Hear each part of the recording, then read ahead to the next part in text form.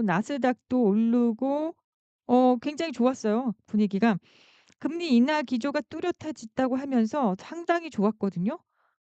그런데 말이죠. 이게 약간 좀 고민스러운 고민.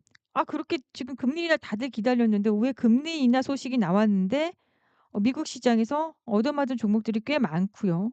미국 종목을 좀 보면은 자 테슬라 좀 상승했지만 엔비디아, 마이크론도 올라서 끝났네요. 마이크로소프트, 엔비디아가 내려갔고 AMD 내려갔고요. 브로드컴은 또 급등을 했고. 약간 하락한 종목들도 좀 있었기 때문에 오늘 여러분들이 좀 고민이 좀 스러웠지 않을까. 혹시 우리 잘못되는 거 아니야? 게다가 미국 우리나라 야간 선물도 쪼끔이야. 아주 코딱지만큼 크게 내린 거 아니에요. 마이너스 0.03% 내렸으니까 좀 고민도 스러울 수 있죠. 자 그렇다면 오늘은 여러분들하고 어떤 이야기를 인제 재밌는 이야기를 할 거예요. 오늘 썸네일 보고 오셨어요? 오늘 썸네일 보고 오셨습니까? 여러분들? 자 그래서 오늘도 공감 일정이 아주 재미있을 거고요, 여러분들에게. 유익한 시간이 될 수 있도록 마련을 할 테니까 많은 참여 또 여러분들 좋아요, 구독 눌러 주시고 오늘도 시작하도록 하겠습니다. 자 여러분들 이제 시작해 볼까요? 잘 들린다고요?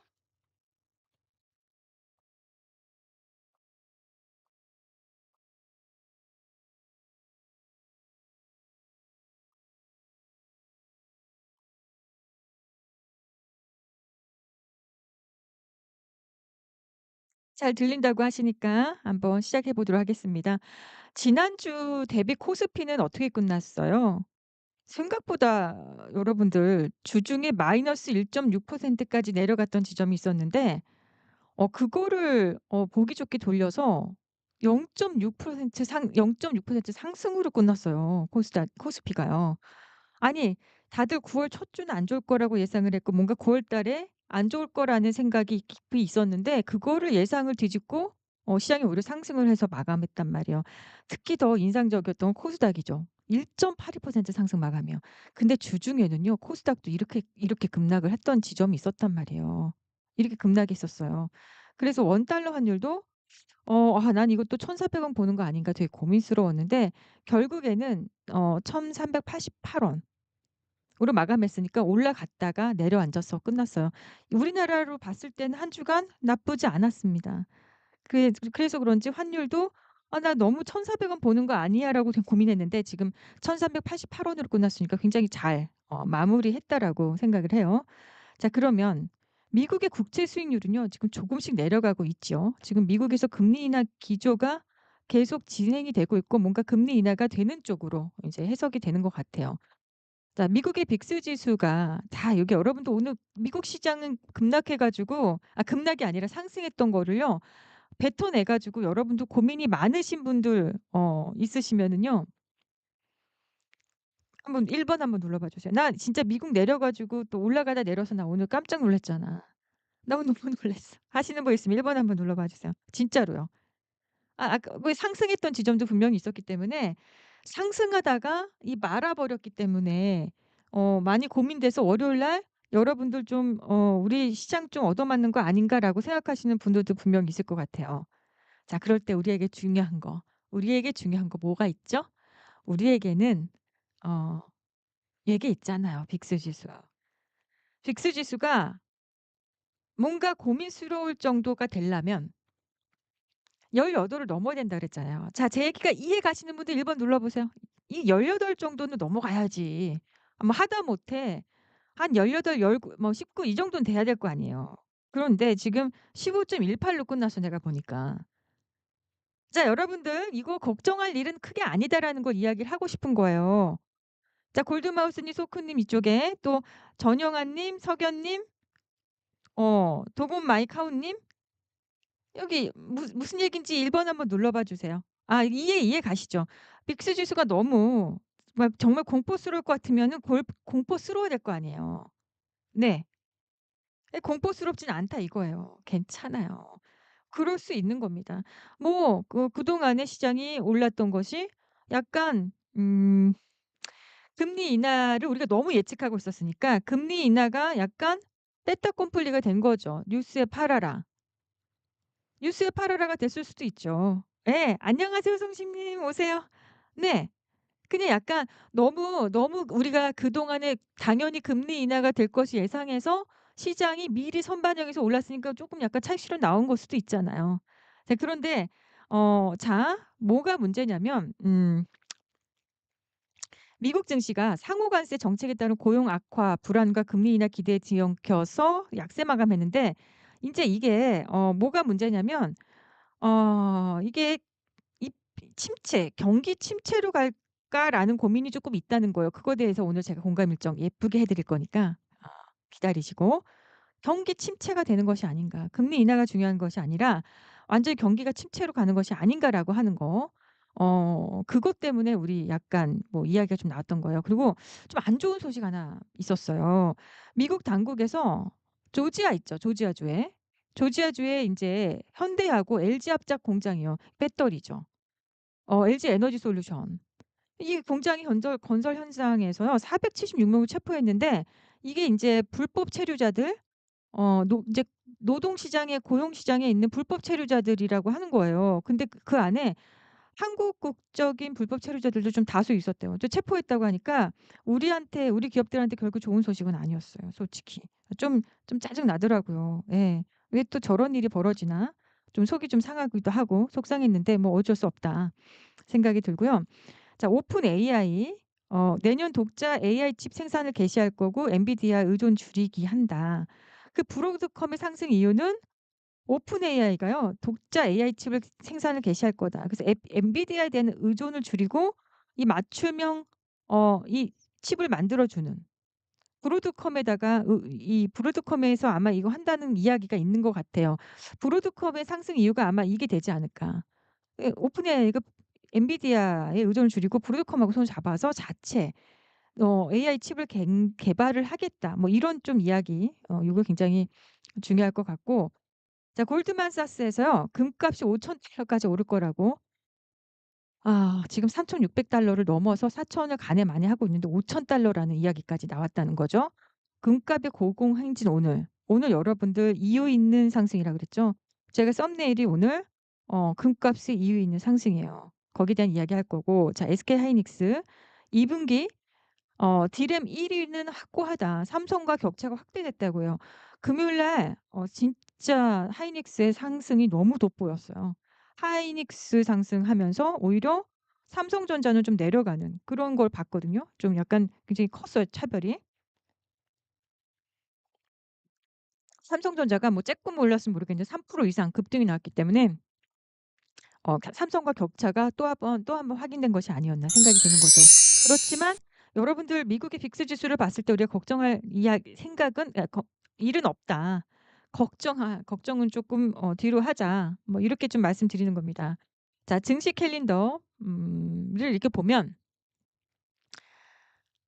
제가 당장 다음 주 일정을 증시 캘린더를 드리는 게 아니라 2 주, 3주 뒤 일정을 챙기는 이유가 있죠. 왜냐면 바로 돌아오는 다음 주 일정은 이미 선반영이 좀 많이 되어서 신규 매수보다는 매도의 관점일 경우가 많아요. 그래서 신규 매수의 관점을 여러분들에게는 좀 투자 포인트로 보여 드리고 싶어서 2-3주 뒤 일정은 아직 반영되지 않았기 때문에 신규 매수에 적합하다는 전략적 관점이라는 거 이렇게 여러분들 소개해 드리고요.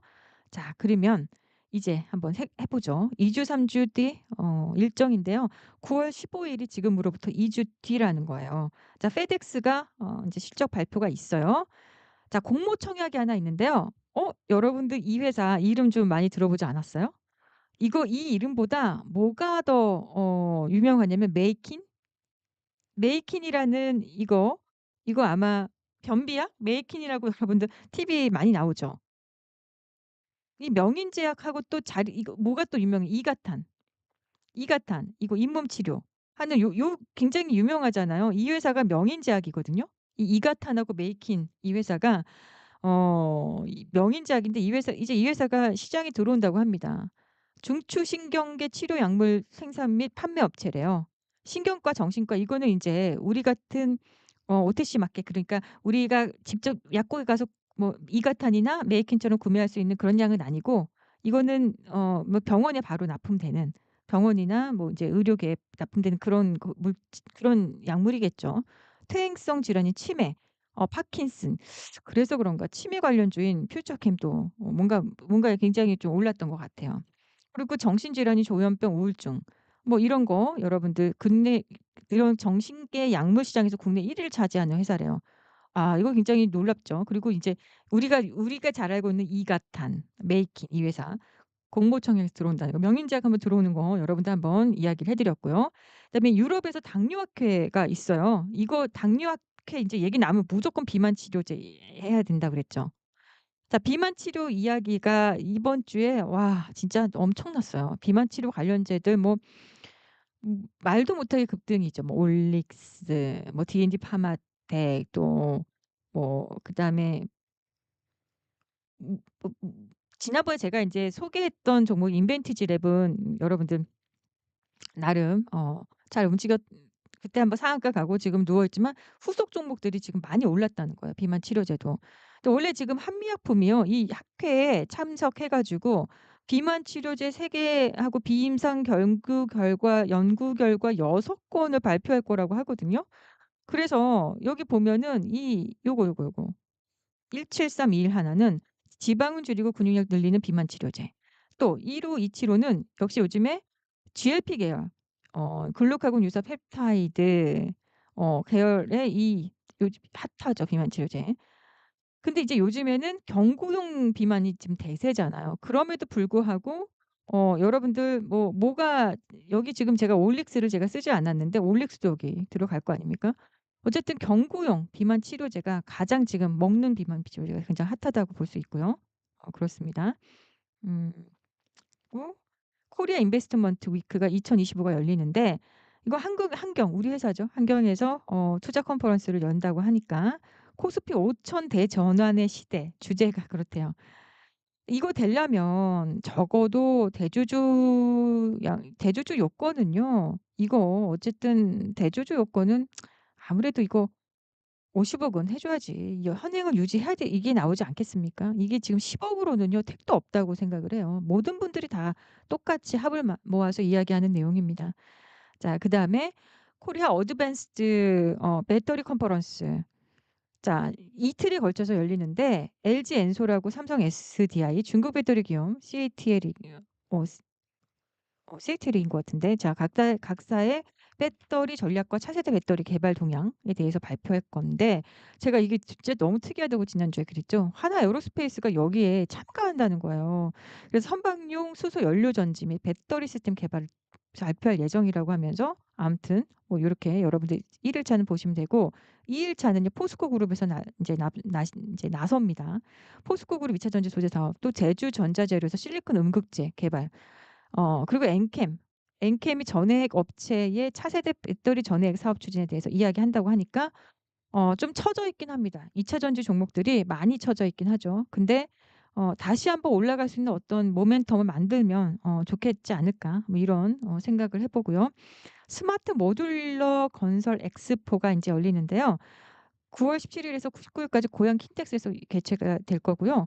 건설 업계 구조 위기 극복의 핵심 해법으로 이제는 모든 원자재, 막 진짜 건자재, 모든 비용이 다 너무너무 급등하고, 노동력도 노동 시장도 너무 급등을 하다 보니까 이제 모듈러를 해 가지고 주택을 지어서 그것을 가지고 인제 이 플랫폼화 해 가지고 주택 시장에 공급하는 모델도 지금 시장에서는 이야기하고 있다는 거죠. 어쨌든 건설주들이 여기 다 해당이 되고요. 좀 DL-ENC나 현대건설, GS건설 큰 회사지만 SY 스틸텍은 좀 작은 모듈러를 만들 수 있는 그 회사라고 보시면 되고요.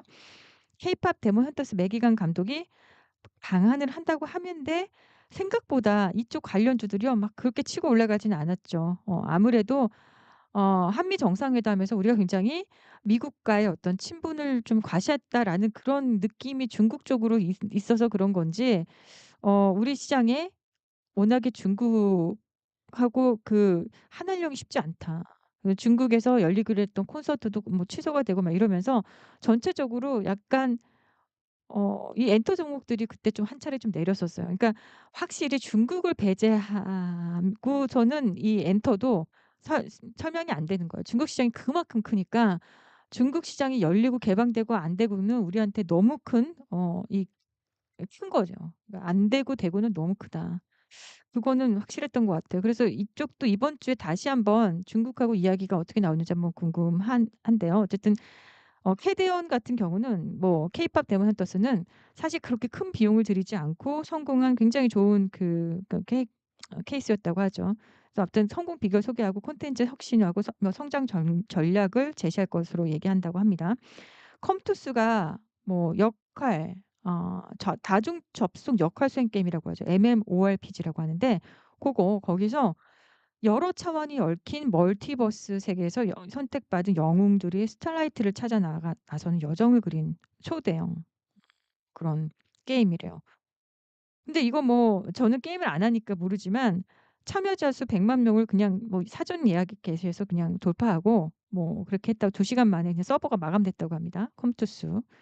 보셨으면 좋겠고 애플의 아이폰 17 시리즈 예상 출시일이 인제 나왔는데 9월 19 일이죠. 근데 이미 9월 5 일에서 인제 9월 9일 지금부터 인제 열리고 있잖아요, 여기. 지금 오늘이 9월 6 일이니까 독일 베를린에서 열리는 유럽 최대 가전 박람회에서 독자적으로 아이폰 17 출시를 발표해 가지고 먼저 여기 인제 출시하기 전에 여기에 먼저 아이폰을 인제 선보인다고 하죠. 그래서 전 세계 스포트라이트를 한몸에 받을 것으로 예상된다고 뭐 다시 한번 어떤 게임 체인저가 될지 굉장히 궁금한데 관련해서 애플 관련해서 LG 디스플레이, BH, 덕산 네오룩스만 보자라고 했는데 지금 여기에 조금 더 더해져서 삼성전기와 MLCC 관련주들도요. 결국에는 애플과 같이 움직일 수 있는 종목들이거든요. 이쪽도 한번 같이 보시는 것도 나쁘지 않겠다 생각이 듭니다. 삼성전자 갤럭시 S25 에도요. 국내 출시를 할 건데 여기서 삼성 엑시노트 2400 칩셋하고 12 기가바이트 램 아주 그냥 크게 인제 큰 스토리지를 출시가 될 거라고 하니까 뭐 이수페타시스, BH, 삼성전기 여기 좀 들어갑니다. 삼성전기, KH바텍 여기에 제가 MLCC를 넣어 놨거든요, 지난 시간에. 이쪽 관련주가 그래도 굉장히 상승이 나올 수 있는 그런 상황이라고 하죠. 자 동해 해상 광고 지분 참여 입찰 마감 시한 이제 굉장히 옛날 일이 돼 버린 것 같아요. 일명 대왕고래 프로젝트. 지난번 첫 번째 그 유망 구조에서는요. 1차 탐사 시추를 했는데요. 경제성 있는 매장량을 타지 못했다고 하는데 여기에 대해서 다시 한번 입찰 마감 기한이 있는데 잘 될까요? 정부도 바뀌었고 음 그렇게 쉽지는 않을 것 같다는 생각은 들어요. 이게 포스코 인터내셔널, 화성 밸브, 동양철관 등이 여기 있는데 뭐 나름 경제성이 있다 그러면 잘 됐으면 좋겠지만 만약에 경제성이 없다 그러면 빨리 그냥 더 악화가 되기 전에 뭔가 경제적인 이익이 없다면 빨리 철수하는 것도 나쁘지 않겠다라는 생각입니다. 자 이렇게 보시면 될 것 같고요. 현대백화점에서 더 현대글로벌 정규 매장 1 호점을 오픈을 한다고 해요. 이게 일본이죠, 일본에다가. 자 일본의 도쿄에 위치한 파르코 시부야점 4 층에 여기 뭐 리테일 숍이죠. 정규 매장이라는 점에서는 기존 팝업 스토어보다는 좀 그래도 좀 업그레이드된 형태로 운영을 한다 이렇게 합니다. 음. 그리고 FOMC 드디어 회의 발표가 있는데 자 지금 뭐 점도표 발표도 있고요. 미국에서는 금리 인하가 거의 기정사실화가 되어 가는 그런 과정에 있는데 오늘 딱 미국에서 사실화가 되어 가는데 뭔가 불편한 것 같은 그런 불협화음이 조금 나는 것 같아서 여러분들에게 이따 공감 일정에 대해서 그 얘기를 조금 자세하게 풀어 드릴 거니까 공감 일정 할 때 많은 참여 부탁드립니다. 그리고 선물 옵션 동시 만기일인데 항상 9월 하면 우리가 좀 약간 긴장하는 것들이 있다 그랬잖아요. 9 월에 사건 사고가 참 많았어요, 증시에는. 제일 큰 사건 사고 하면 여러분들도 알고 계시는 9.11 같은 사건이 있었는데 그때 누군가는 엄청난 대박을 터뜨렸다고 했잖아요, 선물이나 옵션에서. 하여튼 9.11 같은 일이 있다 보니까 트라우마가 아무래도 있어요. 증시에 계신 분들은 주식 시장에 있는 분들은 있어요. 하여튼 선물 옵션하고 동시 만기일은 항상 내 마녀가 춤춘다는 그런 때잖아요. 그러니까 워낙에 근데 변동성이 언제가 가장 크냐면 내 마녀가 춤추는 날에는 마감에 3시 반 에서 인제 이때 마감에 정말 서로 그 입장 상승과 하락을 서로 가지고 있는 그 포지션들이요. 엄청난 치열한 싸움을 하거든요.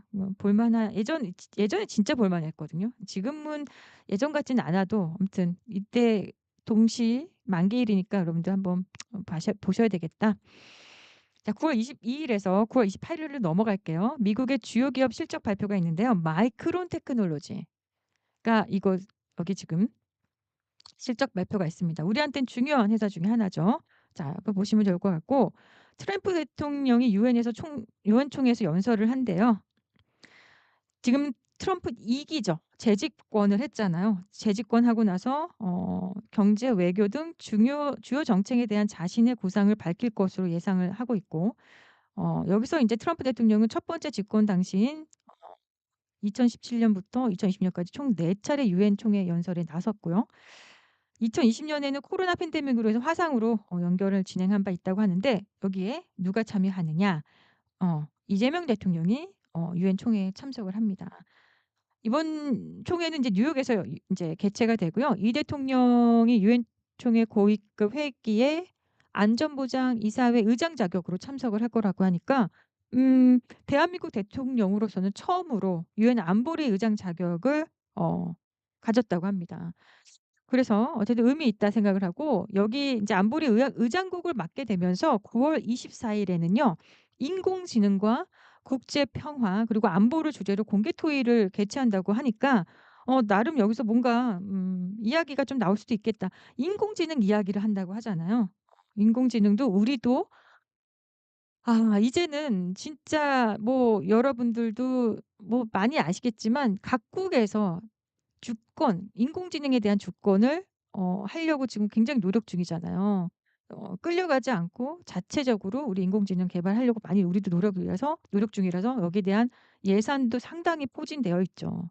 그리고 여기도 또 인제 어쨌든 안보리 뭐 인공지능 국제 평화 뭐 안보를 주제로 하다 보니까 방위 산업에 대한 이야기도 우리가 좀 볼 수도 있겠다 얘기가 듭니다. 자 그러면 또 2차 소비 쿠폰이 지급이 되는데요. 여러분들 1차 소비 쿠폰은 다 쓰셨어요? 1차 소비 쿠폰은 애진작에 다 쓰고 없지 않습니까?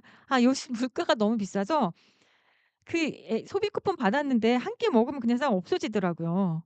여러분들 쓰셨어요? 1차 소비 쿠폰은? 자 2차 소비 쿠폰은 좀 더 뭔가 더 생활력이 좀 어려운 분들에게 또 지급된다고 하니까 어쨌든 관련해서는 뭐 쿠폰이나 갤럭시와 머니트리 뭐 코나이 뭐 이런 관련주들이 또 한 번 살짝 나올 수도 있겠고요. 그럴 수도 있겠습니다. 한번 보시면은 좋을 것 같고. 잠시만요.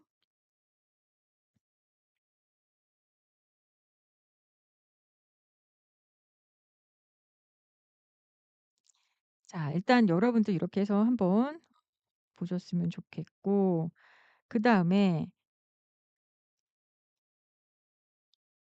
자 여기 2차 소비 쿠폰까지 말씀을 드렸습니다.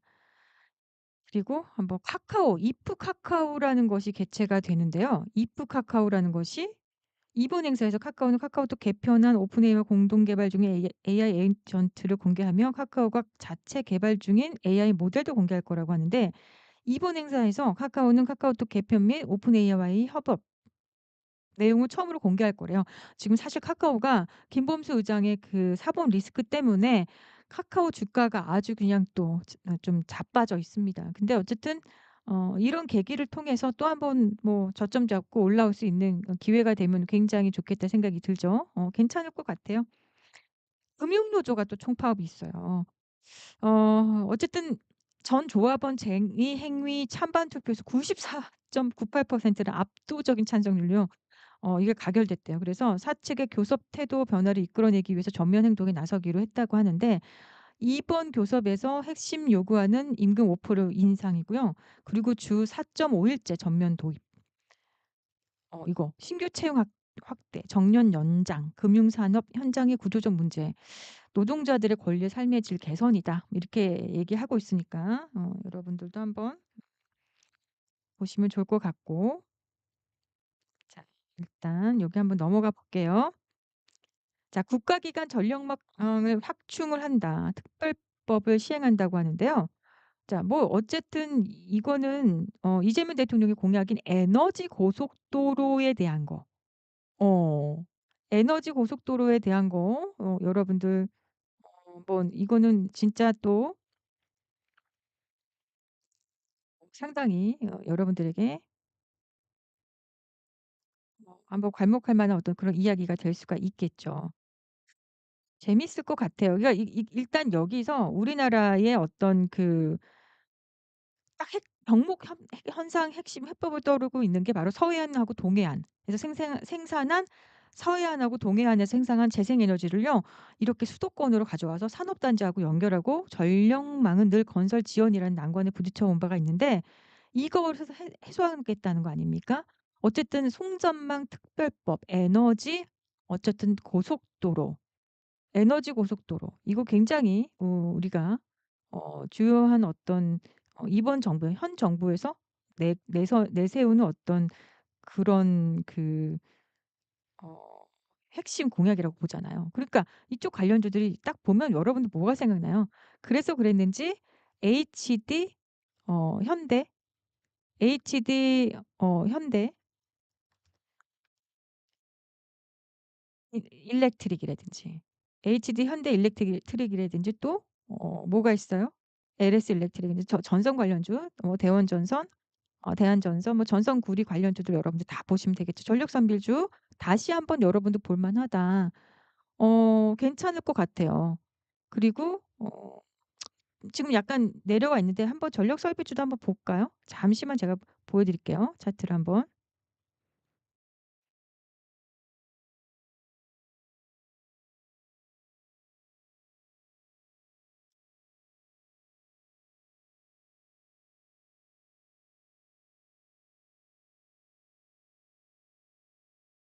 현대 일렉트릭 보면 지금 그래서 그랬는지 이렇게 이거 골파 아닙니까?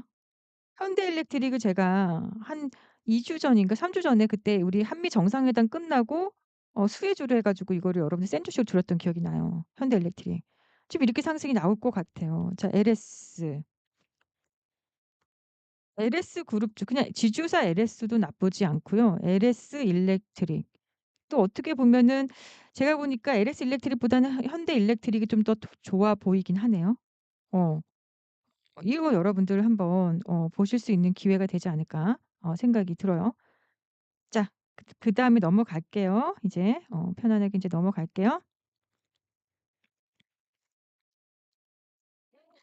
자, 그 넘어가고 하이난에서 중국이죠. 드림 콘서트가 개최가 된다고 지난번에 어떤 콘서트는 지금 취소된다고 하면서 우리나라 엔터 종목들이 대거 얻어맞았잖아요. 근데 4만 석 규모로 케이팝 아이돌 그룹이 대거 출연한 여기 콘서트가요, 이번엔 취소 안 되겠죠 설마? 중국 하이난성 산야 스포츠 스타디움에서 개최가 될 거라고 하는데 한일령 금지 이후에 9년 만으로 열리는 거예요. 한일령이 사실상 해제된 것이 아니냐 그러면서 다시 한번 엔터 종목들이요, 금요일 날 상승이 나왔어요. 괜찮을 것 같다는 생각도 합니다. 여러분들도 함께 보시면 좋을 것 같다. 이렇게 이야기를 해 드릴 수 있어요. 그래서 이쪽 관련해서 엔터테인먼트 전반에서 뭐 다 본다면 엔터주들 뭐 어제 보니까 하이브도 괜찮았고 뭐 다 요즘에 YG 엔터도 다시 올라가고 SM도 올라가고 있고 YG 플러스 같은 종목들도 다시 올라가는 어떤 그런 지금 상황이 되는 것 같아요.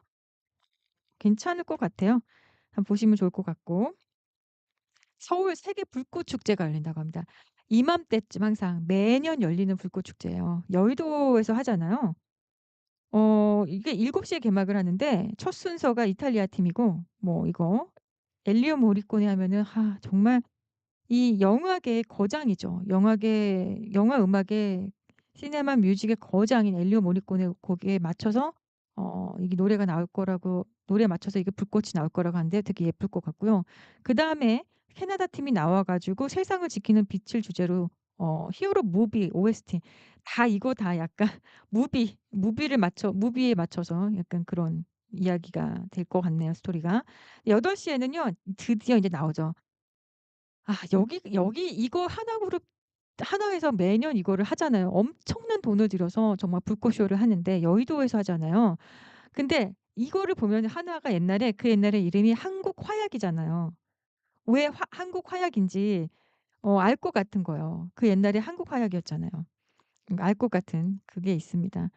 이때 행사의 피날레를 장식을 예정으로 하고 있고 "빛나는 시간 속으로"를 주제로 시간을 모티브로 연출할 거다. 하나그룹주 전체적으로 사실 가장 인제 여기 근접해 있는 회사가 하나 시스템, 뭐 하나 에어로스페이스도 있지만 하나 시스템이 가장 여기서 아마 핵심 회사지 않을까 이렇게 보고 있습니다. 이제 보고 그다음에 두산 에너빌리티가 소형 SMR 기자재 납품 보도에 대한 조회 공시 답변 항상 인제 에너빌리티는 지금 계속 수주를 받을 수 있는 그런 좋은 기로점에 있기 때문에 계속 이런 것들은 나올 거라고 생각을 하고요. 자 LS 영국의 최대 초고압 케이블 공장을 건설 나선다는 얘기가 원래 이게 지금 처음 나온 얘기는 아니에요. 꽤 됐어요. 근데 계속 이게 보도가 확실하게 지금 결론을 내주고 있지 않아요. 이게 꽤 됐어요. 그래서 이거에 대한 이야기도 아마 다시 이야기 나와야 될 것 같고요. 현대건설이 인제 압구정 재개발에 인제 "100년 역사를 심는다."라는 보도 관련 제공시가 있는데 뭐 되겠죠. SK가스가 지분 매각 3천억 유동화 추진 보도에 대한 조회 공시 답변 관련 제공시가 있습니다. 여러분들 한번 보시면 좋을 것 같고 DB하이텍에서 자사주를 활용해서 1,000억 교환 사채를 발행하는 거 추진 관련 보도가 있으니까 지금 DB 그냥 지주사 DB도 지금 주가가 좀 들썩들썩이더라고요. 한번 보시면 좋을 것 같고 DB증권, 증권 또 키우는 DB그룹이요. 다올증권, 한양증권 인수 눈독을 들이고 있다. 증권 이 금융을 좀 키우는 DB증권인가 봐요. 어쨌든 이것 좀 한번 보면 좋을 것 같고요. 자 여러분들 이쯤 됐으면 인제 우리 공감 일정으로 들어가야 될 건데 증시 캘린더는 여기까지 하고요. 공감 일정을 하기 전에 자 좋아요, 구독 여러분들 한번 눌러 주셨으면 좋겠어요. 좋아요, 구독 뭐 또 다음 알람 받기 알람 설정까지 해 주시면 여러분들 고맙겠습니다. 저도 다른 분들처럼 해야겠죠. 이거 좋아요 좀 한번 눌러 주셨으면 좋겠고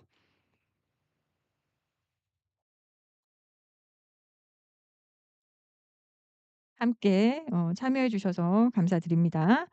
자 그러면 이제 공감 일정으로 오늘 한번 넘어가 볼게요. 자 공감 일정으로 넘어가 보겠습니다. 국제 금값이요. 또 최고가를 경신했는데 3,600 달러는 너무 쉽게 뚫었고요. 치솟는 금값인데 금 선물이 3,600을 그냥 뚫어 버렸어요. 근데 금이 원래 인제 한동안 막 고공행진하다가 좀 이렇게 좀 처져 있었거든요. 근데 지금 3,600 달러를 이렇게 돌파했다는 거예요. 그래서 지금 무슨 얘기가 나오냐. 4,000을 돌파하고 5,000 돌파할 거다 뭐 이런 얘기가 나오고 있는 거고요. 자 각국의 중앙은행에서 매수세가 이어진다. 자 금에 이렇게 금값을 쳐 올리는 가장 큰 수요 주체는 누구냐면 매수 주체는요. 각국의 중앙은행들이 그렇게 금을 사재기해요. 왜 이렇게 금을 사재기합니까? 아니 왜 이렇게 금을 여러분들 많이 사요? 그러니까 일반 우리 개인들도 금을 좀 사는 그러니까 부자들은 지금 금을 뭐 이렇게 어 완전히 바로 골드 바로 해 가지고 사재기를 한다고 하는데 뭐 개인들도 그렇다고 치고요. 원래는 금을 누가 제일 많이 샀어요? 금을 제일 많이 산 정부는요. 아마 중국일 거예요. 최근 한 20년 동안 최근 2-30년 동안 금을 제일 많이 끌어모은 영혼까지 끌어모은 나라가 정부가 중국일 거예요. 근데 중국뿐만이 아니라 각국에서 중앙은행에서 매수세가 이어지다 보니까 금값이 최고가를 지금 경신한 거예요. "관세가 불안하다. 트럼프 관세가 뭐 불안하다." 속에서 뭐 안전자산에 대한 더 선호가 더 깊어졌다고 하는데요. 자 금선물 시세를 보면 이게 지금 제가 아까 말한 그 차트예요. 요게 차트 인제 원래 금이 인제 고공행진했다가 지금 이렇게 누워 있었거든요. 좀 누워 있던 기간이 꽤 돼요 이게. 몇 개월 동안 금은요. 뭐 그동안 뭐 "시세를 다 했나?" 뭐 "금값이 떨어졌다."는 이야기도 많았는데 지금 최근에 다시 한번 각도를 세우면서 지금 올라가고 있는 거거든요 금이. 금이 4,250 달러 갈 거다. 그리고 금이 오르다 보니까 금만 오르는 게 아니라 은, 팔라듐, ETF까지도 들썩들썩인다라고 지금 하고 있는 거거든요. 도대체 이게 무슨 일이 벌어지는 걸까? 골반지가 여러분들 한 동네 7 0만 원이래요. 와 여러분들 혹시 최근에 돌반지 사신 분들 있으십니까? 저는 이제 돌반지 살 여력은 안 될 것 같아요. 그러니까 돌잔치에 초대가 되어도 돌반지를 사기는 굉장히 사 주기는 어려울 것 같고 그러니까 돌반지를 못 사면 여러분들 뭐라도 해야 돼요? 중량을 줄여서 뭐 이제 반돈 반지 예전엔 한돈 반돈을 참 주기 굉장히 어려웠었거든요. 민망하죠 반돈을 하기가.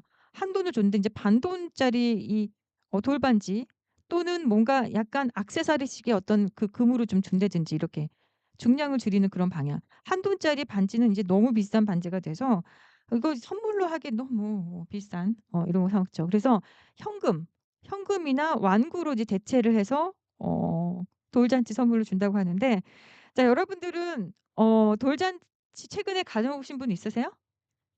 혹시 돌잔치에 여러분들 돌반지가 요즘에 좀 많이 사라졌다는데 그렇겠죠 아무래도? 맞습니까? 여러분들 어때요? 돌잔치 뭐 여기 유튜브도 채팅이 되지만 이게 와우넷도 채팅이 되니까 한번 이야기 좀 나눠 보세요. 돌잔치 이거 여러분들 초대받으면 너무 무서운데요. 반지 사 가기 무서운데요 진짜.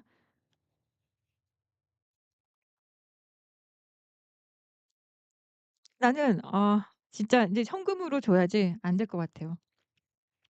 다행히요. 우리 애들이 이미 20년 전에 돌잔치를 해 가지고 좀 다행이다라는 생각을 마저 해 봅니다. 자 여러분들 인제 이렇게 해서 70-70만 원인데 이렇게 금값 상승에 프랑스가 소환이 되었어요. 지금 프랑스라는 나라가 경제적으로 정치적으로 너무나 큰 혼선이 있습니다. 마크롱 대통령이라고 알죠? 그 젊은 대통령, 아주 젊은 대통령이 그때 인제 당선이 돼서 그때 당시에 굉장히 획기적이라고 했는데 마크롱 이름에 따서 마크로노믹스의 빛과 그림자의 허덕이는 지금 프랑스입니다. 프랑스는 마크롱 대통령이 되면서 대규모 감세 정책을 펼쳤어요. 그러니까 기업들의 어떤 지금 세금도 기업들에게도 당연히 세금을 감면을 해 주는 것도 있지만 부자 감세도 있었어요, 대대적으로. 그래서 감세를 많이 했는데 그 감세에 걸맞은 지출 축소가 이루어지진 않았고 왜 세금이 인제 감세를 하게 되면 어쨌든 세원이 줄어들면은 국가의 예산이 국가가 인제 가용할 수 있는 자금이 줄어드는 거잖아요. 국가의 이익은 줄어드는 거죠, 세금이 깎아 주면. 근데 그러면 세금이 좀 감세가 됐으면 국가 정부의 지출이 좀 축소가 돼야 되는데 지출 자체가 축소가 되지 않은 상태에서 세금은 걷어들여지지 않고 지출은 많아지고 이렇게 된 거예요. 어쨌든 코로나 팬데믹 이후에 우크라이나 러우 전쟁 같은 외부 충격이 또 겹쳐 있었 면서 재정 적자가 눈덩이처럼 불어나 가지고요. 지금 유럽에서는 어떤 현상이 벌어졌냐면 워낙에 프랑스는 유럽에서 강대국 중에 하나였잖아요. 그러니까 유럽 채권 시장에 미치는 영향이 안전 선호 상 사상 상황으로 지금 비춰진 거예요. 이제는 이런 국가를 믿을 수 없다는 거죠. 음. 프랑스라는 나라도 위태위태하다. 미국이라는 나라 지금 제1 정말 패권 국가이긴 하지만 부채가 너무 많아. 이 모든 인제 원래 국가는 존속의 의미가 있고 절대 국가는 무너지지 않는다는 그런 신념이 있었기 때문에 이런 강대국들에서 발행되는 채권들은요 워낙에 1순위 순위 안전자산이었어요 과거에는. 근데 지금은요 그 기조가 좀 균열이 가고 있는 거죠. 안전자산 선호 강화가 지금 일어나고 있는 현상이 아마 그럼 안전자산의 대표가 뭡니까? 금이죠. 금은 각국 정부를 떠나서 너무나 음 정부의 어떤 이 뭐 통화, 정부 이런 거 상관없이 금은 너무나 뭐라 그럴까요? 어 왕 같은 존재잖아요. 뭐든 다 할 것 같은 금 하나 있으면은. 전 세계 다 통용되고. 자 그러다 보니까 국가가 필요 없고 금이 차라리 최고다 뭐 이런 거예요. 자 유럽 국가들이요 지금 10 년물 국채 수익률이 막 뛰고 있다는데 왜 뛰고 있나. 자 독일이 지금 10 년물 국채 수익률이 2.72, 프랑스가 3.50, 이탈리아가 3.6, 스페인이 3.35, 영국이 4.8 이에요. 미국이 지금 4.22란 말이에요. 근데 지금 미국이 여기서 금리 인하 뭐 이야기가 나오고 있죠. 자 근데 자 10 년물 국채 수익률이 여기 있고요. 물가가 있어요. 자, 미국은 물가가 지금 2.7 이니까 본인들이 지향하는 2% 물가에서는 쪼끔 위에 있는 거긴 하죠. 자, 그런데 프랑스를 보면요. 여기 여러분들 0.9 밖에 안 돼요. 잠정치긴 한데 8월 잠정치긴 한데 물가가 너무 낮아요, 프랑스가. 이거 나는 이게 맞나 싶은데, 제가 이제 그 인용한 이 자료가 맞나 싶은데 프랑스가 금리가 이렇게 높은데 물가가 이렇게 낮아요. 물가가 이렇게 낮으면 오히려 금리를 낮출 만도 한데요. 오히려 지금 10 년물 국채 수익률이 올라와 있다는 거예요.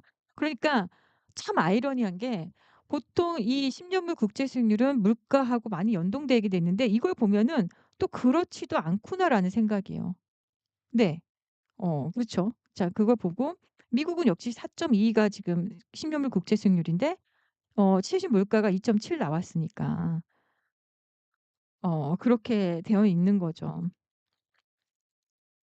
그리고 각국의 이제 GDP 대비 정부 부채를 보면, GDP 대비 이 정부 부채를 보면 120 이죠. 네. 청사라님 안녕하세요. 어서 오세요. 지금 GDP 대비 미국은 122가 나와 있고요. 이탈리아 보세요. 이탈리아도 굉장한, 지금 여러분들 프랑스뿐만이 아니라 이탈리아도 되게 특이해요. 경제 성장률은 지금 0.5고 물가도 1.7 이면 그렇게 높지 않거든요. 근데 금리가 3.6 이고요. 부채가요. 이탈리아 부채도 정말 만만치 않네. 이 부채는 무슨 부채를 이야기하냐면 이 나라 한 나라가 벌어들이는 GDP 대비예요.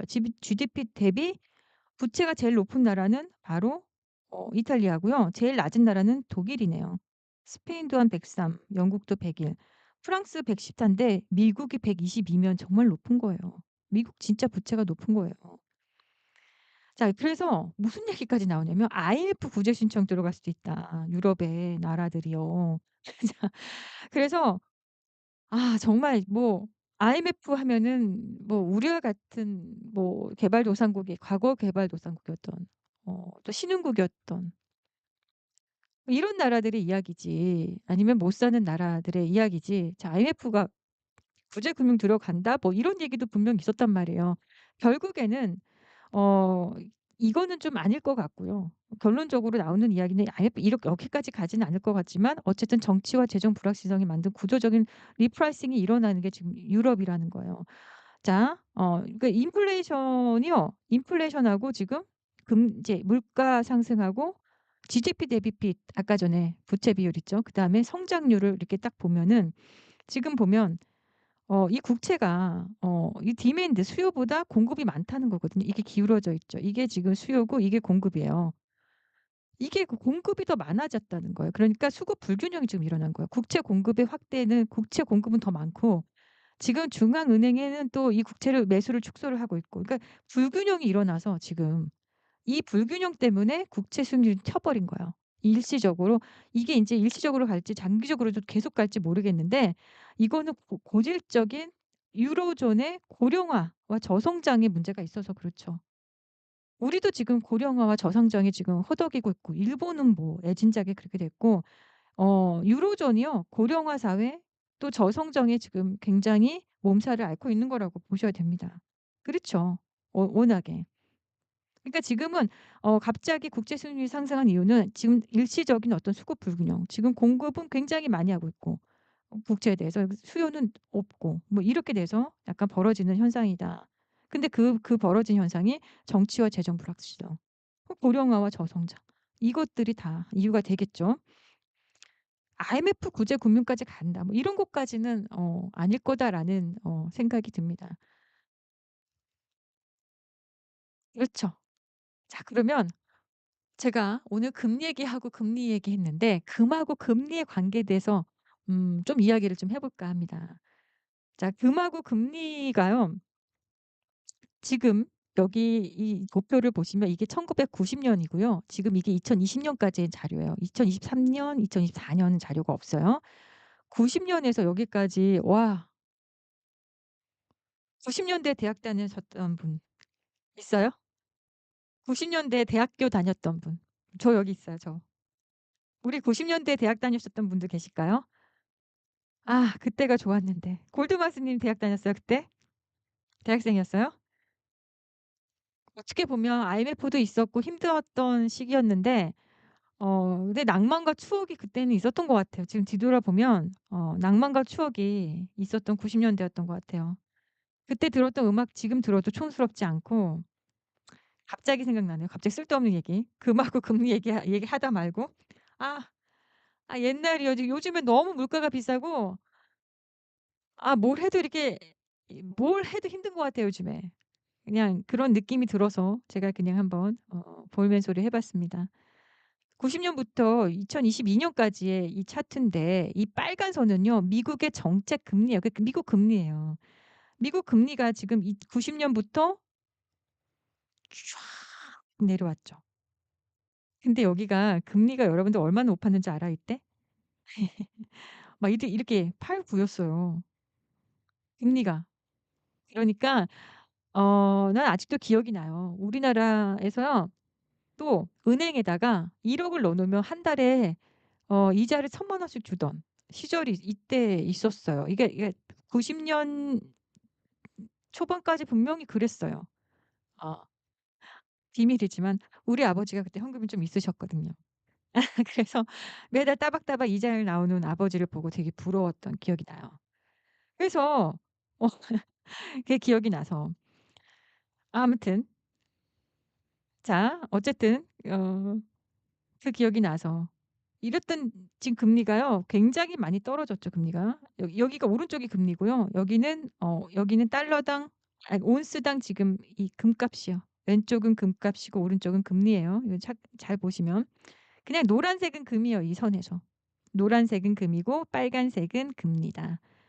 근데 금하고 금리 관계를 보면 금리가 금이 사실은요.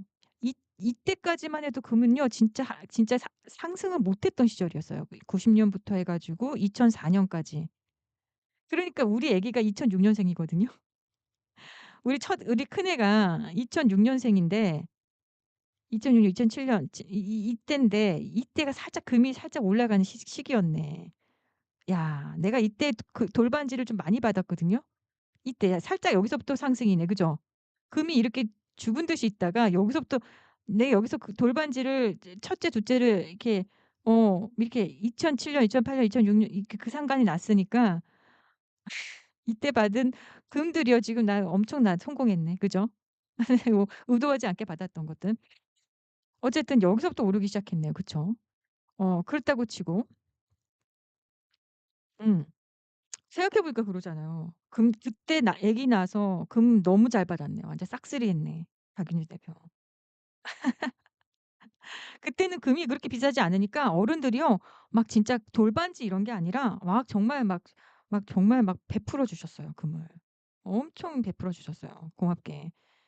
자 어쨌든 이렇게 빨간색은 이거는 금리고 이게 노란색은 금인데 자 공교롭게도 이 금리가요 2008 년에 이렇게 쫙 떨어졌죠. 서브프라임 모기지 사태 때. 여러분들 아시죠? 서브프라임 모기지 사태 때. 이때 2008 년이었어요. 근데 이때 금리가요 갑자기 급등했죠. 그런데 그때 서브프라임 모기지 사태 때 금리가 내려오고 나서 금리를 낮추고 나서 지금 어떻게 됐어요? 금값이 완전 치솟았어요. 자 그리고 또 한 번 있어요. 금값이 또 치솟았는데 그리고 올라갔다 내려갔다 다시 치솟았는데 이때는 뭐죠? 2016 년, 2018 년에서 잠깐 여러분도 2018 년에 이 금리를 인상을 시켰었어요. 예 그런데 그러고 나서 얼마 안 있다가 팬데믹이 온 거예요 코로나가. 그때도 금리가 또 이렇게 내려왔을 때 금은 상승한 다음에 금리가 내려오면 금은 상승하고 금리가 내려오면 금은 상승한 거예요. 이런 시기가 있었어요. 음. 근데 지금요. 금값이 여기를 또 돌파하게 생겼다 이거지. 한돈값이 6만 원이 아니라 한돈값이 70만 원이래요 청사라님. 예. 70만 원. 아까 제가 아까 자료 해 놨는데 70만 원. 금과 금리의 관계가 약간 서로 반대로 가는 경향이 있죠. 왜? 금이라는 거는 이자를 주는 상품이 아니잖아요. 금을 가지고 있다고 해서 이자를 주진 않죠. 우리가 예금이나 채권은 이자를 주잖아요. 예금이라는 건 결국엔 돈이잖아요, 현금. 그리고 채권도 이자를 주잖아요. 근데 금은 이자가 없어요.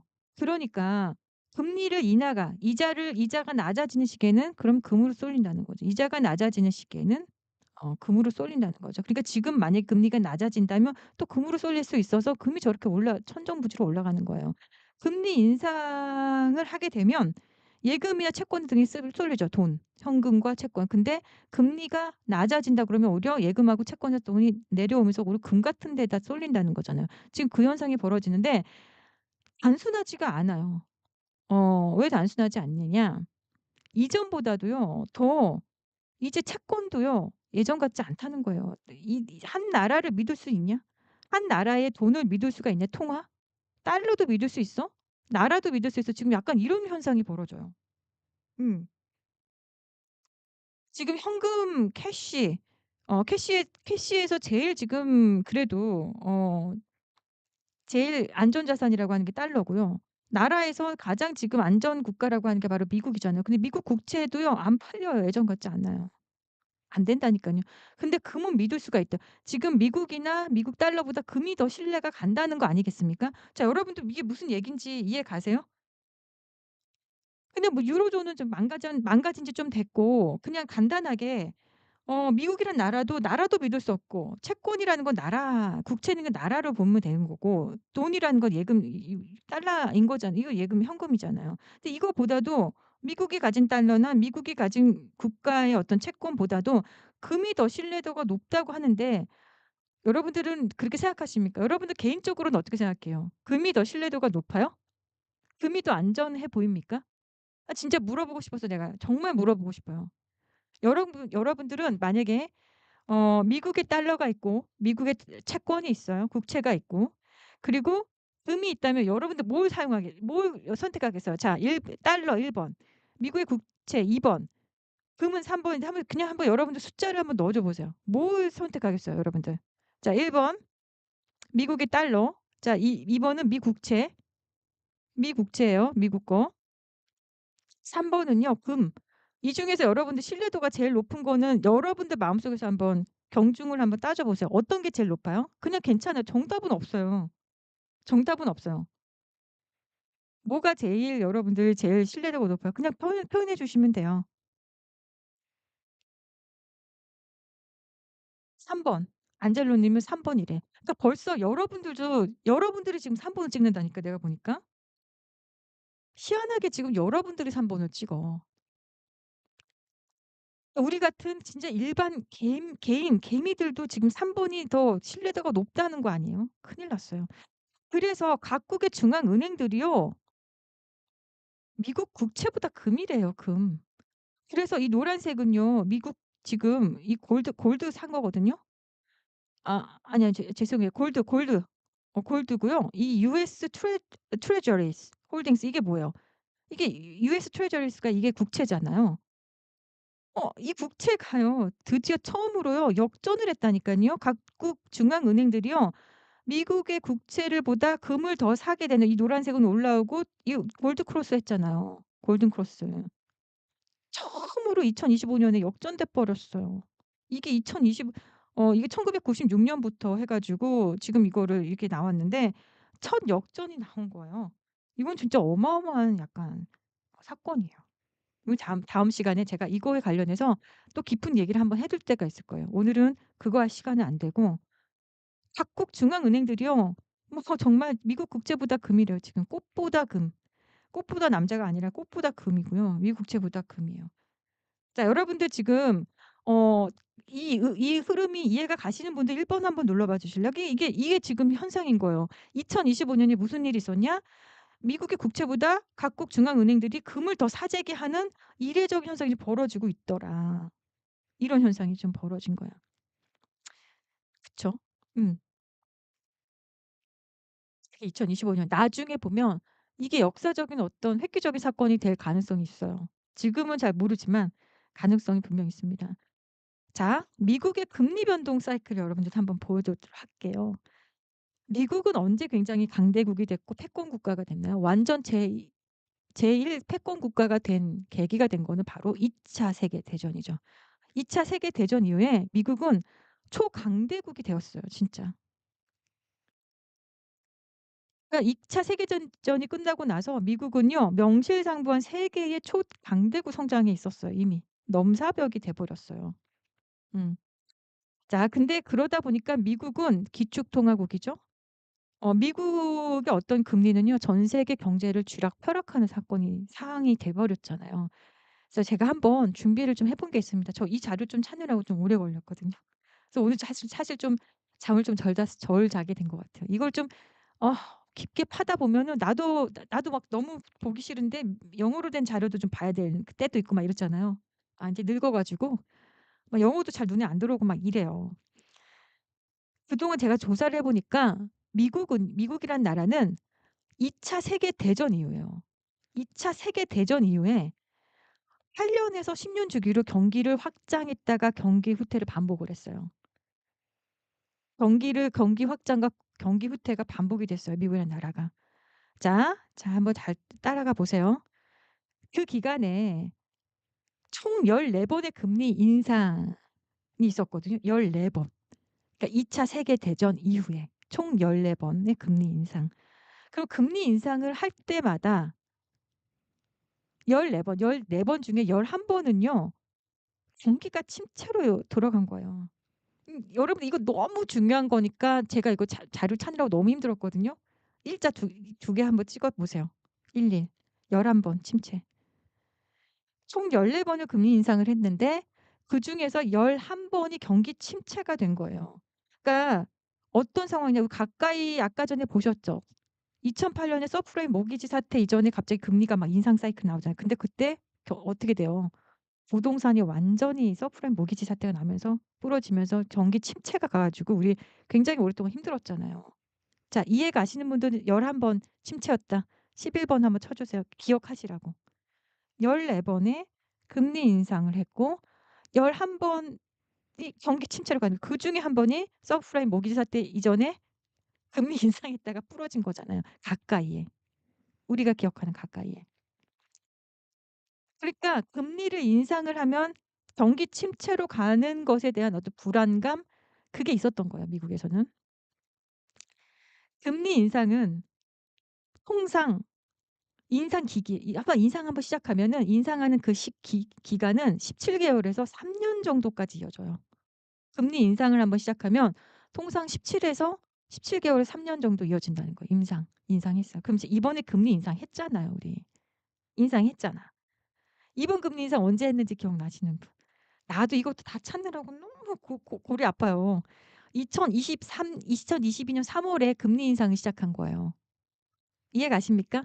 2000 년대 우리 코로나 와서 제로 금리 만들고 마이너스 금리 만든다 막 이러면서 난리 금리가 완전히 뭐 "캐시 is the trash." 막 이런 얘기까지 나올 정도로 "현금은 진짜 똥이야." 막 이렇게 막 뭐 "쓰레기야." 막 이렇게 나올 정도로 그랬던 시기였는데 그거 벗어나서 우리가 이미 2022년 3 월에 금리가 인상이 시작이 되면서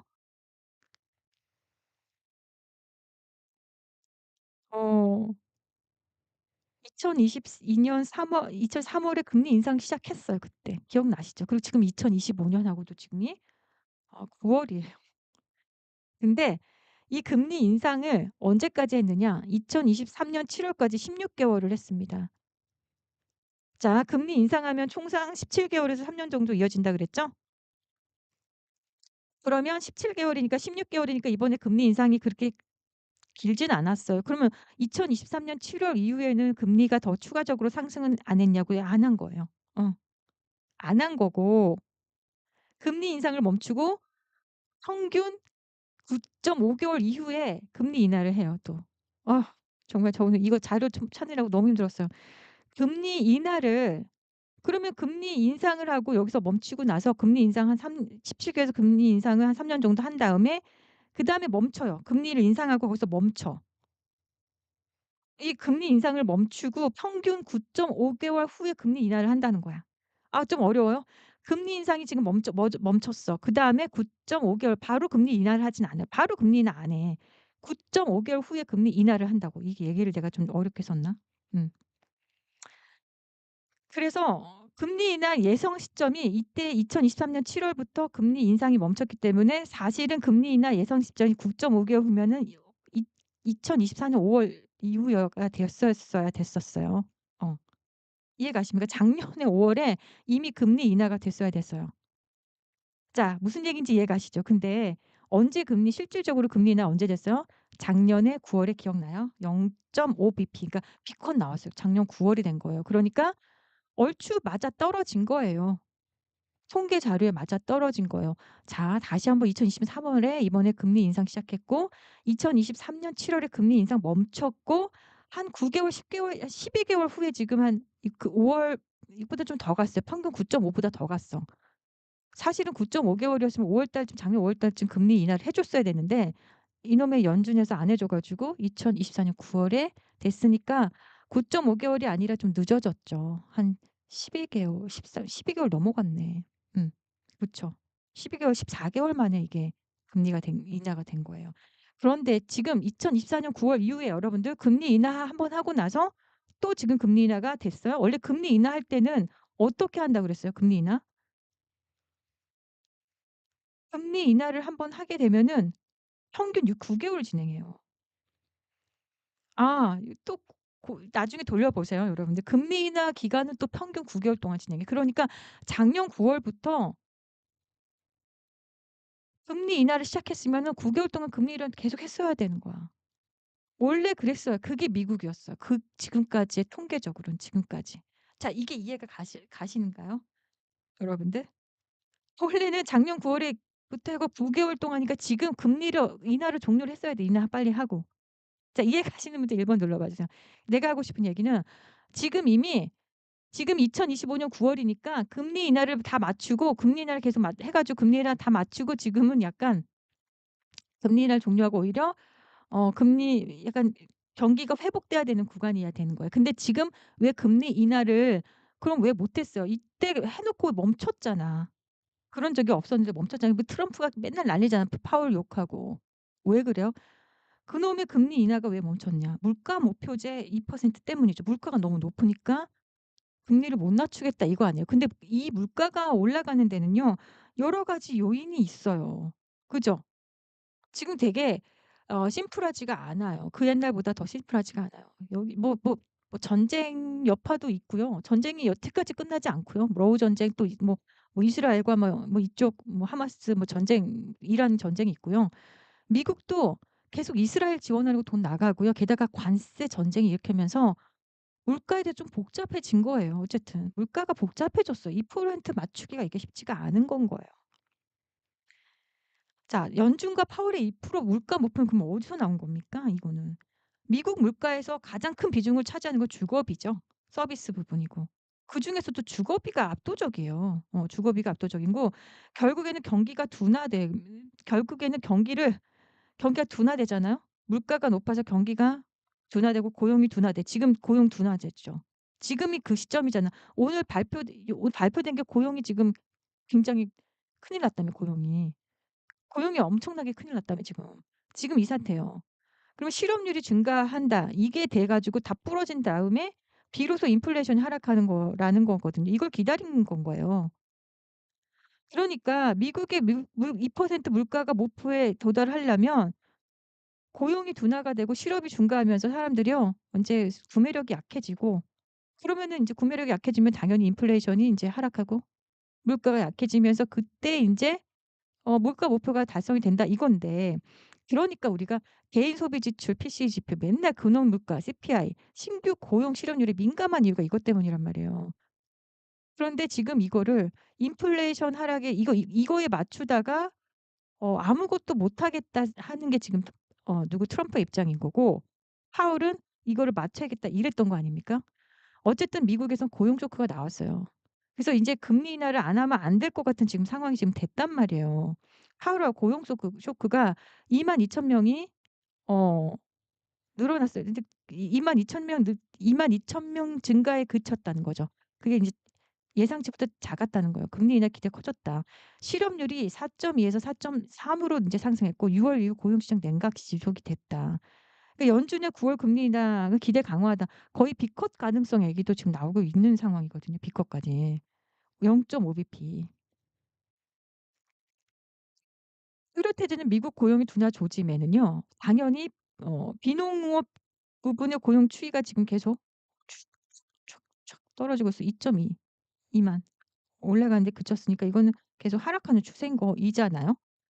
자 그런데 주요국의 10년 만기 국채 금리 등락률이요.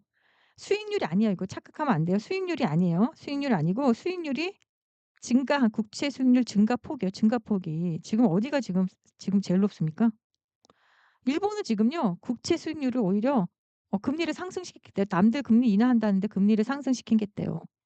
43% 올라갔어요. 프랑스 8% 올라갔죠. 독일이 14% 올라갔죠. 영국이 2% 올랐죠. 미국은 오히려 마이너스 다운됐어요. 그러면 국채 금리가 지금 제일 높아진 데는 지금 높아진 폭이 지금 일부 절대적인 숫자가 높다는 건 아니에요. 아직도 절대적인 숫자는 미국이 높은데 국 등락률을 얘기하는 거예요, 등락률. 일본이 지금 갑작스럽게 금리 인상을 오히려 하겠다고 하면서 갑자기 이렇게 올라갔죠. 돈이라는 거는 이자를 많이 주는 대로 쏠리게 돼 있잖아요. 음. 그래서 미국에서 돈이 나와서 지금 일본 증시가 굉장히 화랑인 이유가 이렇게 되는 거잖아요. 이렇게. 제가 이건 살짝 우리 회원님들한테도 얘기했는데 일본은 오히려 금리를 인상시키니까 돈은 이자가 낮은 데서 이자가 높은 데로 올라가니까 이런 걸 우리가 뭐라 그래요? 이걸 뭐라 그래요? 과거에는 일본에서 돈을 빼다가 미국으로 사는 이걸 이 방향을 우리가 엔캐리라고 그러죠, 엔캐리. 자 엔캐리 트레이드를 많이 들어보셨다. 1번 눌러보세요. 엔캐리 트레이드 많이 들어보셨죠? 엔캐리 트레이드 많이 들어보셨잖아요. 근데 지금은 미국에서 돈을 빼 가지고 여기다가 집어넣는데 그러면 달러 캐리 트레이드가 지금 일어나려고 하네. 뭐 이런 것도 지금 얘기가 나오고 있어요, 시장에서. 음. 어쨌든 고용 둔화 조짐이 이만큼 금리라는 건 이만큼 전 세계 돈을 진짜 돈을 줄기를 바꾸는 핵을 긋는 이런 사건이에요. 자 그러면 9월 금리 인하 원래 90 뭐 몇 프로 이상이라고 하는데 88% 로는 전 얘기할게요. 88% 이상이 지금 예상된다. 차기 미 연준 의장 후보 윌 월리? 이름이 월러.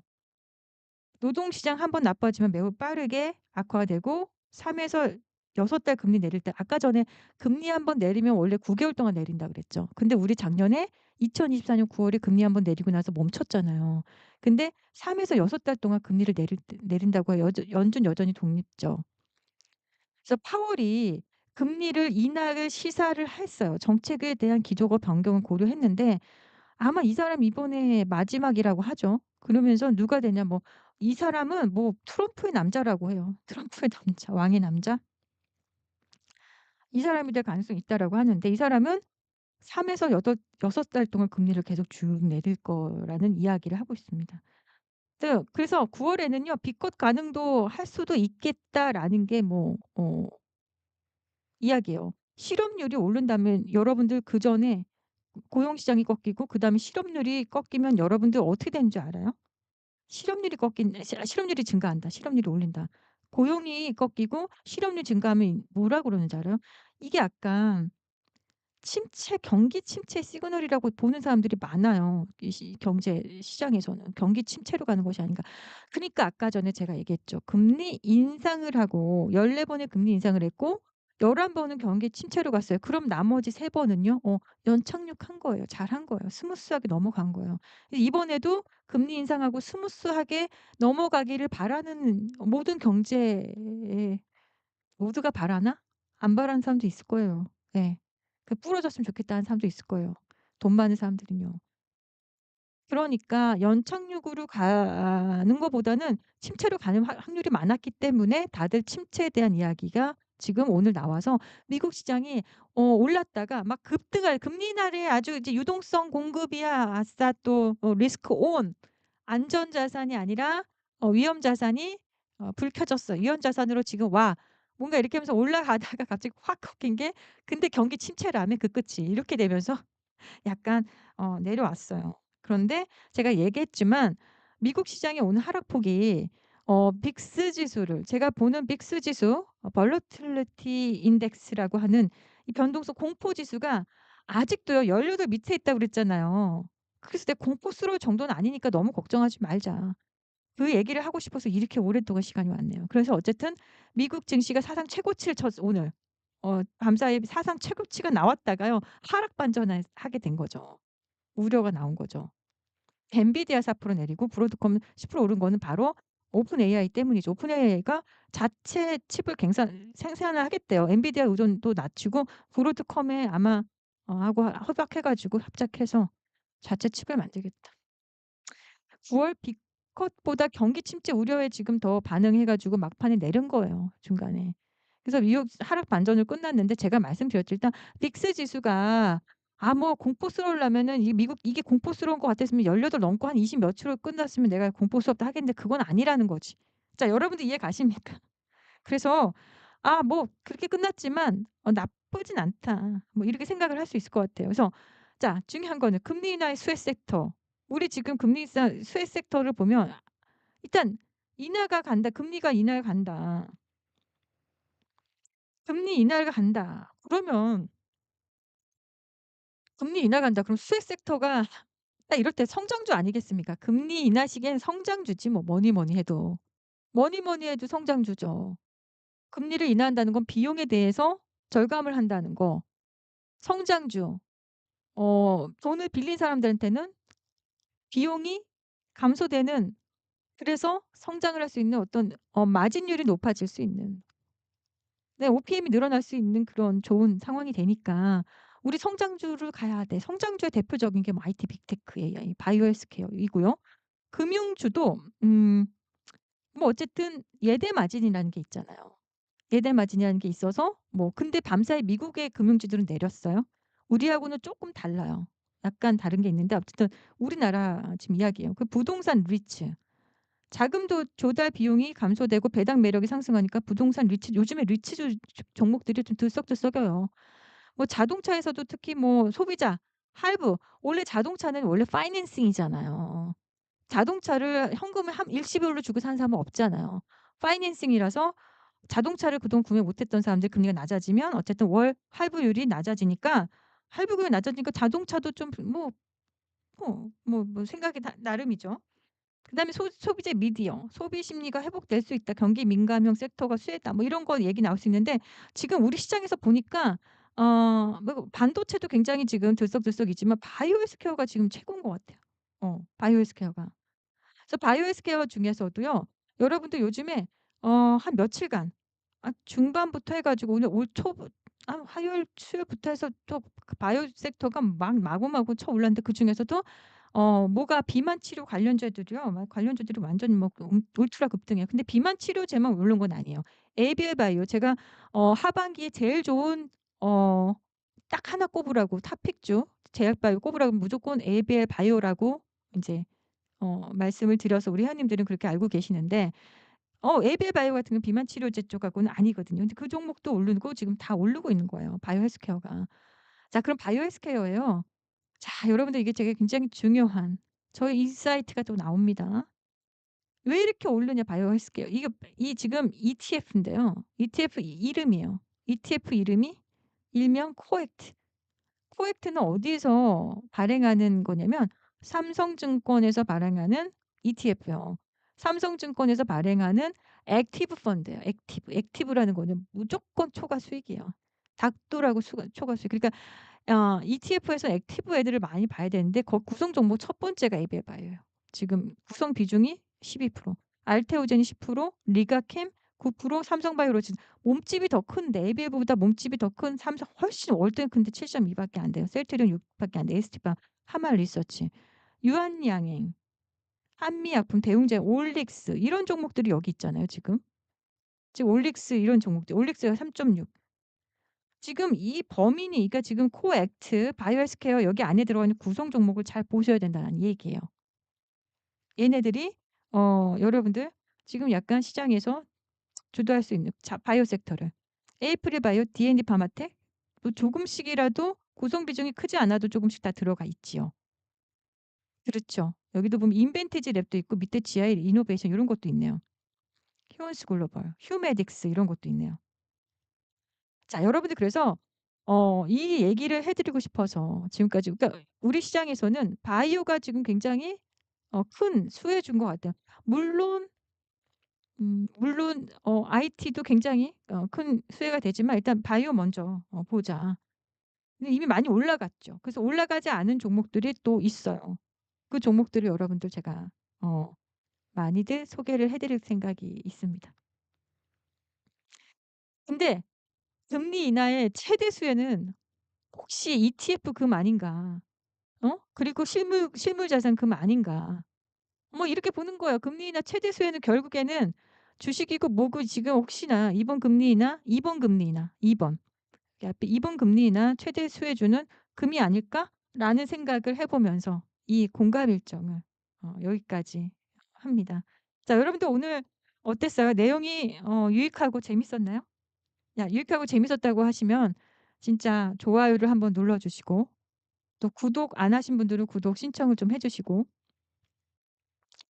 해 주시면 좋겠습니다. 자, 어땠어요?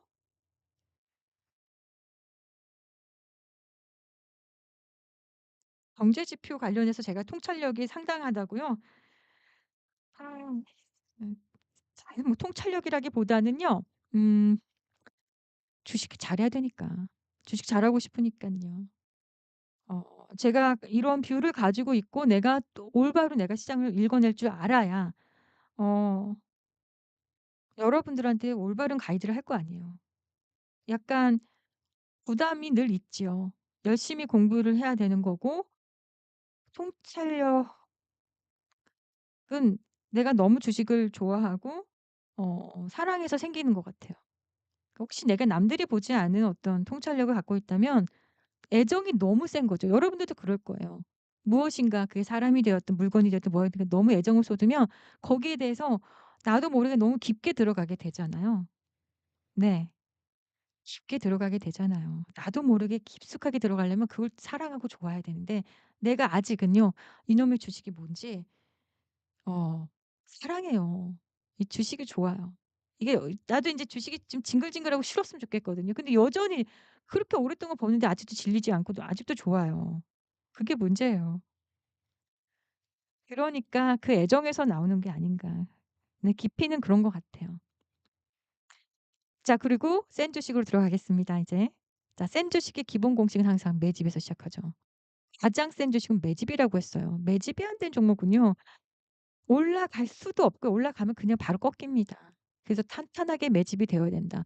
그 큰 시가총액이 큰 삼성전자 역시도요. 잘 가려면 매집이 잘 돼야 돼요. 매집되고 있잖아요, 삼성전자가. 아직 매집이 안 끝났으면. 근데 문제가 아직 안 끝났지. 자사주 매입이 끝나야 된다니까요. 삼성전자의 매집은 자사주가 몇 밖에 없어요. 자사주처럼 지금 대놓고 지금 매집하는데 그 매집이 아직 안 끝났단 말이에요. 매집에서 매집된 종목들이 본격적인 상승이 일어나는 걸 본상승이라고 하는데, 자, 매집은 단계가 추세가 일어나지 않은 구간이라서 비추세 구간이라고 해요. 좀 매집 단계에서 매매하면요, 너무 힘들어요. 너무 고통스러워서 싫어요.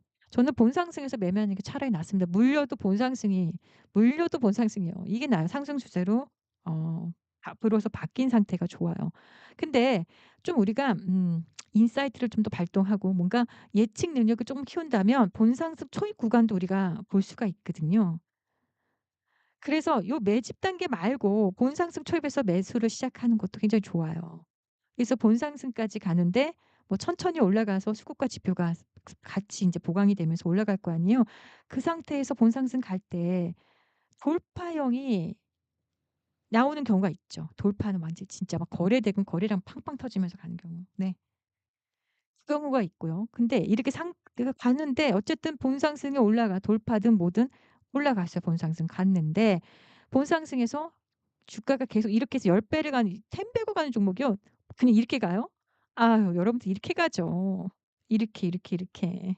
그렇잖아요. 이 굴곡들. 그게 인제 여러분들 악폭과대가 있단 말이지. 본상승 가다가 수급하고 지표가 일부 훼손돼서 가격 조정, 기간 조정이 일어나는 그 구간이 있단 말이에요. 그걸 우리가 낙폭과대라고 해요. 그 낙폭과대에 있던 종목이 다시 한번 여기서 한 2-3 개월, 어떤 거 5-6 개월 막 가요. 이 구간에서 다시 한번 수급하고 지표가 보강이 될 때 본상승 갈 때 또 한 번 돌파가 나올 수 있는 거죠, 형태는. 근데 낙폭과대에서 본상승 못 가고 내려오는 경우. 자, 요거를요. 본상승에서 낙폭과대 요거를 6-7번 하면 10 배가 10 배짜리 종목이 나와요, 6-7 번만 하면. 그런데 이걸 뭐 어떤 건 한 번 만에 내려오기도 하고요. 두 번 만에 내려오기도 합니다. 어쨌든 낙폭과대에서 다시 못 올라가고 본인이 태어난 고향으로 내려가는 경우도 많이 있죠. 그러니까 뭐 예를 들어 2차 전지가 그랬죠. 6-7 번을 이거 하더니 11 번째도 갈 거야 우리 이랬죠. 이런 분들 있었죠. 안 가고 내려온 거예요. 11 번째는 안 간 거예요. 자 그래서 비추세인 매직 구간으로 내려왔죠. 그러면 어쨌든 낙폭과대라는 거는 왼쪽에 반드시 낙폭과대를 여기서 보면 기준이 오른쪽에 왼쪽에 상승했던 이력이 있는 거예요. 그쵸? 음. 그리고서는 결국에는 여기를 돌파하려고 하는 시도를 하겠죠.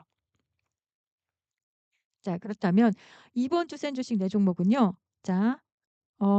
첫 번째는 코오롱 티슈즈인데 두 번째는요. 숨겨진 비만 치료주.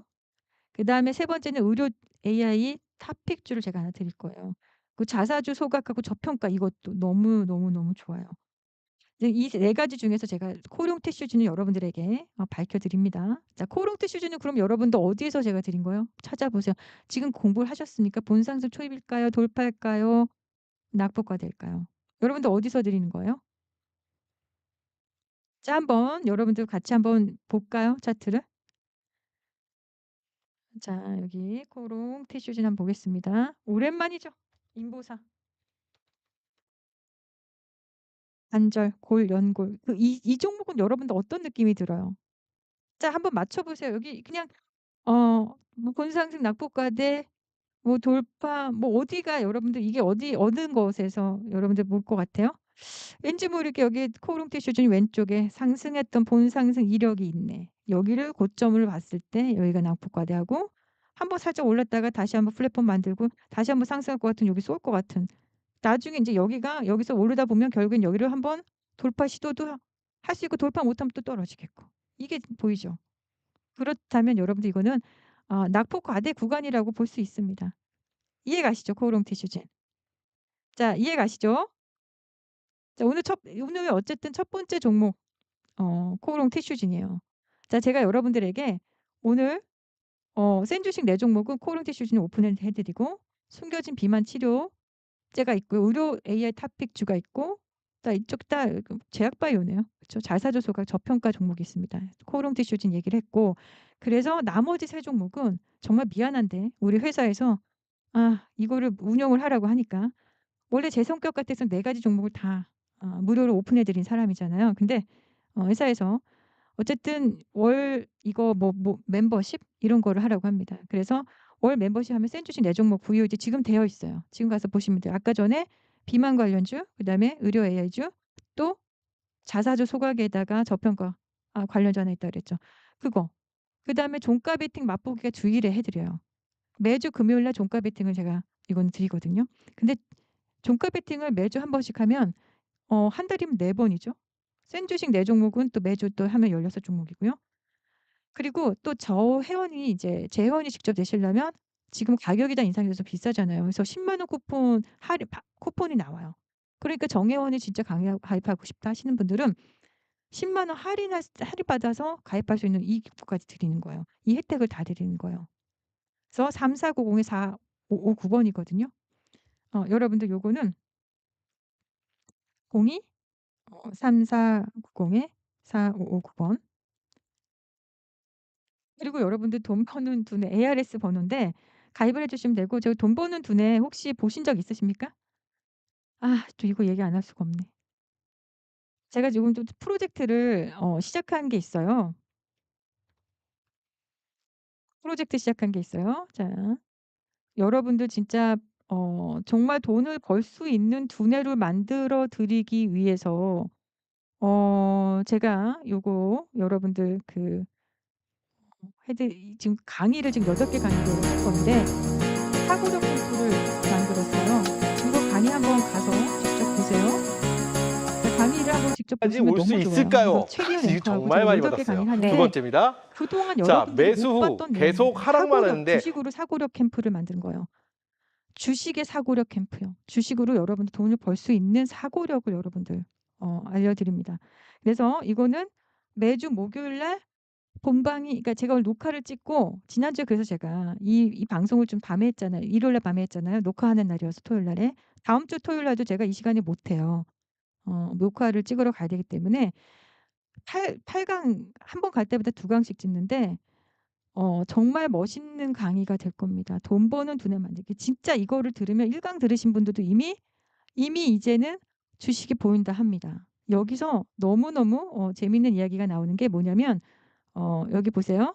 이 강의 자체가 어 자 이게 자 1 강은 어떤 거? 1 강은 추세는 재발식 주식 가계도에 대한 이야기 나오고 돈 버는 지름길, 부자의 각도. 3 강은 순환적 세계관, 주식 음향론, 후행지표, 음모론, 보조지표의 반란. 그다음에 요거 커리큘럼 인제 이렇게 8 강까지 이렇게 보시면 종목 선정의 미학까지 5강 종목 선정의 미학, 수급의 바른 이해, 대장주 올라타기, 의도된 매집 완성. 자 매집 완성 본상승 이야기 나올 거고요. 자 이렇게 하고 나서요. 자 이렇게 보시면 너무 재밌는 이야기들 많이 찾으셨 나와요. 자 그러면 너무 여러분들 5월 여기서 역시 뭐가 나오냐면 하겠죠. 이게 일주일 나옵니다. 주식 이상의 가계도. 이거 가계도. 내용 가서 보세요. 이거 안 모든 보신 재료 다 분들은요. 찾아보는 여러분들 주식 가계도 요거 여러분들 보셨으면 좋겠어요. 저게 주식 가계도예요. 이걸 보면은 여러분들 너무 편해져요 이제. 주식이 너무 쉬워지고 편해질 거니까 요거 가서 꼭, 꼭, 꼭, 꼭, 꼭, 꼭 보셨으면 좋겠습니다. 아시겠죠? 요거 이 주식 가계도가 이거예요. 이게 이 그림 찾느라고. 자 여러분들 아시겠죠? 공부 열심히 하시고 1강 공부하시고 이게 인제 8 강까지 진행이 되는데 이제 첫 번째 강의만으로도 많은 분들이 주식이 인제 보인다 이거예요. 이걸 보셨으면 좋겠고 아까 전에 제가 소개했던 박주진 대표의 멤버십 5만 원 뭐 1 개월에 5만 원인데 멤버십 하고 센 주식 4 종목을 다 지금 VOD 다 마련되어 있으니까 가서 보시고 나머지 3개 종목 있죠? 코오롱, 티슈진 말고도 3개 종목 더 있다고 했어요. 그거 거기 제약바이오가 2개 있네요. 비만 치료제 숨겨진 비만 치료제 종목 하나랑 그다음에 의료 AI 종목 하나랑 자사주 소각하고 또 저평가된 종목 하나랑. 그다음에 종가 베팅을 매주 금요일 날 제가 맛보기를 드린다. 종가 베팅 중 한 금요일 날 한 2개 정도 이렇게 제가 드린다고 어제도 드렸습니다. 그 1 0만 원 쿠폰 발행까지 해서. 자 오늘 토요일 날 방송은 여기까지 끝내고요. 요거 그리고 많은 관심 가져 주세요. 이거 주식 가게도요. 첫 번째 주식 가게도 있고 인제 돈 버는 두뇌 만들기 프로젝트. 주식으로 사고력 프로그램을 제가 처음으로 만들었으니까 여러분들 한번 보셨으면 좋겠습니다. 자 오늘 또 오랫동안 제가 이렇게 강의를 하고 여러분들하고 소통을 했는데 오늘도 유익했습니까? 유익한 시간이었길 바라면서 정말 좋은 시간이었길 바라고 또 주말에 비도 많이 온다고 하니까 여러분들 조심하시고 저는 이만 그러면 퇴장하겠습니다. 다음 주에 또 뵐 시간이 있는데 다음 주에는 제가 녹화 방송을 하러 토요일 날 가야 돼요, 회사에. 그래서 이 시간 토요일 오전에 제가 못 해요. 그러니까 일요일 날 밤에 9시 할 가능성이 있어요. 9 시나 10 시. 아시겠죠? 스왈로우 님 가입 감사합니다. 너무 잘하셨어요. 너무 잘하신 거예요. 바로 가서 보세요. 자 우리 또 스왈로우 님 말고 또 다른 분도 지금 여기 02-3490에 이거예요 지금. 여기 ARS 간편 결제 어 받으실 수 있습니다. 해 놓으시면 너무 편하네요. 그냥 5만 원에 되게 많은 혜택이에요. 이 정도면 사실은 내가 지금 이런 이 정도면은 특별히 이거 특히 다른 방에 계신 회원님들 계시죠? 박윤진 대표 것까지 같이 이렇게 1 개월 5만 원에 이런 혜택을 받을 수 있는 너무 잘하셨어요 청사라님. 와 그 스왈로우 님이 청사라 님이시구나. 음 네. 감사합니다. 또 다른 분들도 있으시면은 가입해서 진짜 혜택을 얻으세요. 이 종가 베팅 한 번만 해도 여러분들 그냥 5만 원은 네. 근데 종가 베팅은 4번 일 주일에 4 번인데 제가 2 종목씩 드리면 한 8 종목 될 것 같거든요. 아무튼 맛보기이지만 되게 좋을 겁니다. 아이고 센 주식 4 종목도 지금 가서 바로 가서 VOD 보시면 돼요. 청사랑님 가입하셨으니까. 나머지 3개 종목도 확인하시고. 자 너무너무